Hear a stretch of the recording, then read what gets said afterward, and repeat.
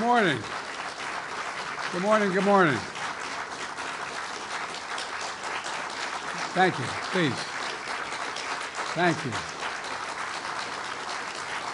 Good to see this cabinet and the staff together here. Thank you.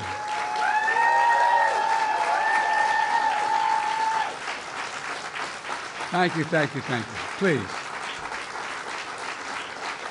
Thank you, thank you, thank you. It's good to see you all. Particularly good to see my granddaughter sitting in the front row here. Hi, Finn. How are you, honey? For over 200 years, America has carried on the greatest experiment in self-government in the history of the world. And that's not hyperbole, that's a fact. We're the people. The people vote and choose their own leaders, and they do it peacefully. And we're in a democracy. The will of the people always prevails. Yesterday, I spoke with President-elect Trump to congratulate him on his victory. And I assured him that I'd direct my entire administration to work with his team to ensure a peaceful and orderly transition. That's what the American people deserve. Yesterday, I also spoke with Vice President Harris. She's been a partner and a public servant. She ran an inspiring campaign, and everyone got to see something that I learned early on to respect so much, her character. She has a backbone like a ramrod. She has great character, true character. She gave her whole heart and effort, and she and her entire team should be proud of the campaign they ran. You know, the struggle for the soul of America, since our very founding, has always been an ongoing debate and still vital today. I know for some people, it's a time for victory, to state the obvious. For others, it's a time of loss. Campaigns are contests of competing visions. The country chooses one or the other. We accept the choice the country made. I've said many times, you can't love your country only when you win. You can't love your neighbor only when you agree. Something I hope we can do, no matter who you voted for, is see each other not as adversaries, but as fellow Americans. Bring down the temperature. I also hope we can lay to rest the question about the integrity of the American electoral system.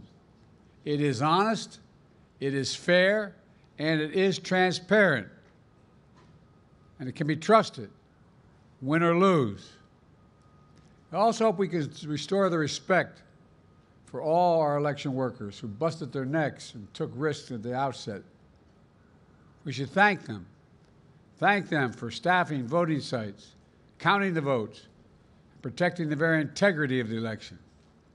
Many of them are volunteers who do it simply out of love for their country. And as they did their duty as citizens, I will do my duty as president. I'll fulfill my oath, and I will honor the Constitution. On January 20th, we'll have a peaceful transfer of power here in America. To all our incredible staff, supporters, cabinet members, all the people who've been hanging out with me for the last 4 years, God love you, as my mother would say, thank you so much. You put so much into the past 4 years. I know it's a difficult time. You're hurting. I hear you and I see you. But don't forget all that we accomplished. It's been a historic presidency. Not because I'm president, because what we've done, what you've done. A presidency for all Americans. Much of the work we've done is already being felt by the American people, but the vast majority of it will not be felt over the next 10 years. We have legislation we passed that's just only now just really kicking in. We're going to see over $1 trillion worth of infrastructure work done, changing people's lives in rural communities and communities that are in real difficulty because it takes time to get it done. And so much more it's going to take time, but it's there. The road ahead is clear, assuming we sustain it. There's so much we can get done. and will get done based on the way the legislation was passed. And it's truly historic. You know, we're leaving behind the strongest economy in the world. I know people are still hurting, but things are changing rapidly. Together, we've changed America for the better.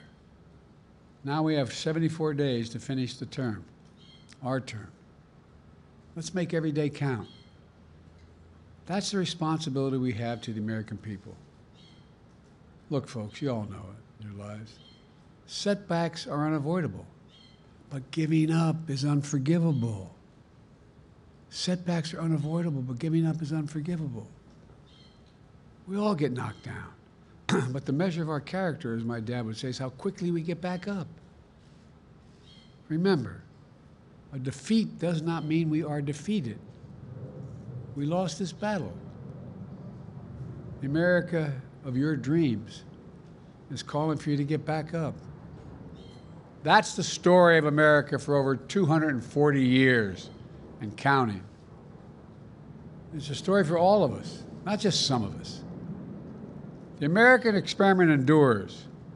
We're going to be okay, but we need to stay engaged. We need to keep going.